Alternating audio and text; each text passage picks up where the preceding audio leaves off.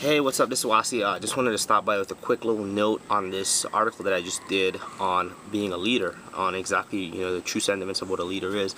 I shared with you briefly at the start there about my experiences with one of my first leaders when I came in the military, and I really want to elaborate that quite a bit because it kind of set the standard and the tone for what I expected out of somebody that claimed themselves to be a leader or, that was in a leadership position.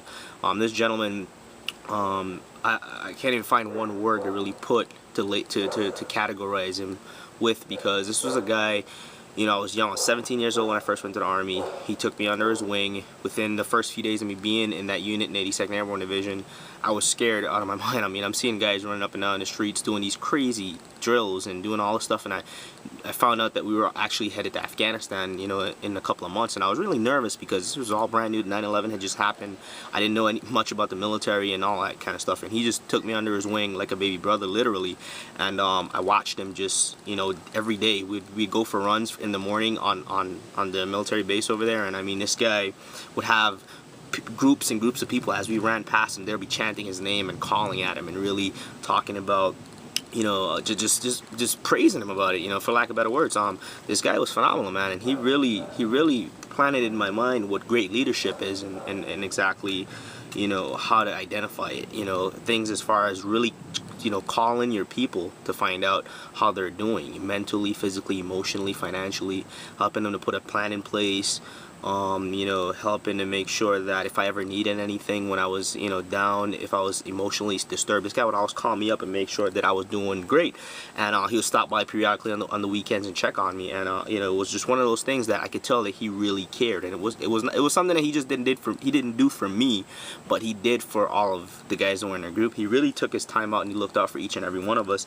And he's since then risen to some very high ranks in the military, and he's doing wonderful. God bless him. And I thank God that I met him, and he really taught me what good leadership was. And he did it without ever having to scream at me, without ever making me do a push-up or any kind of correctional training or what have you. He's a very, very great personality type. And transferring that over into marketing, into online marketing, which is, the industry that I'm in. I'm a network marketer / online marketer. It's a bit hot out here today, so forgive me.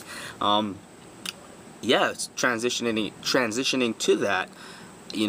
It's easy to be able to spot a leader, a great leader in the marketing world, because they're gonna have results. Just like my friend Derek, he's gone on because of his leadership to rise through high ranks in the military in a short period of time.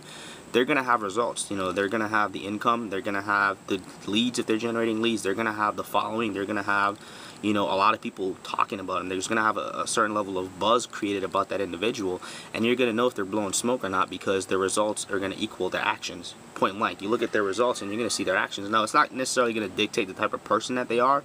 You're gonna have to get to know them, but I can guarantee you, if they're having the results that you're after, more than likely they're probably about, I'd say, anywhere from 75 to 90%, 95% of the way there to being the person that you want to model yourself after. So just keep your eyes open, keep your awareness up. Like Tony Robbins once, I think I heard Tony Robbins say this one time: who motivates the motivator, right? So you got to be, like I've heard from a couple of top guys in the industry, what you feed your mind is going to dictate how your life is, right? So think about what it is you're putting in your mind, what you're seeing, because when you look at the way the head's constructed, it's that way for a reason. You have two eyes, you have two ears, you have one mouth, right? So you're supposed to be putting more information in than you are giving out. You always hear less is more, and you're designed that way for specific reasons. So you can see information, you can hear information, and you can also speak information. But one of the most powerful things that I'll tell you as being a leader that you're going to see is self-talk, right?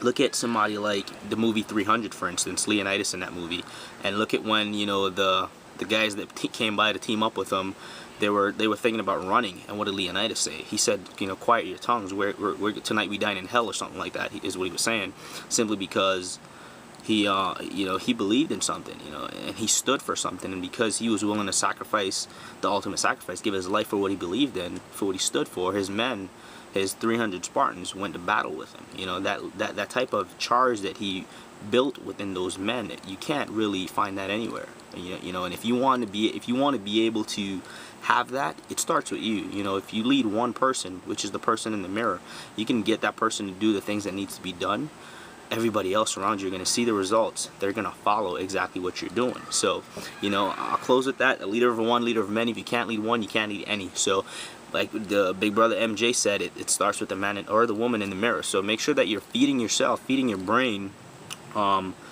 powerful information. I'm always reading. I'm always listening to powerful talks from Tony Robbins to Robert Kiyosaki to Jack Canfield to The Secret. I listen to a lot of positive audiobooks. I listen to anything that comes out. Donald Trump, David Wood. A lot of the top guys in Amway, because I used to be in Amway way back when, so I still have a lot of their stuff, and I listen to it from time to time because the information sticks and it makes sense.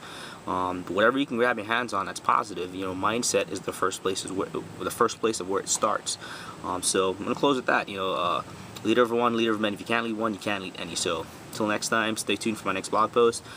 Hope that you found some value here. Please do make sure that you comment below, and you share this with your network, whether it's Facebook, Google+, retweet it to your Twitter friends, and also if you want to take a closer look and work with me just to get some good leadership, click the link below that says work with me, and I'll be sure to give you a call and get you set up and make some improvements in your life. So till next time, bye.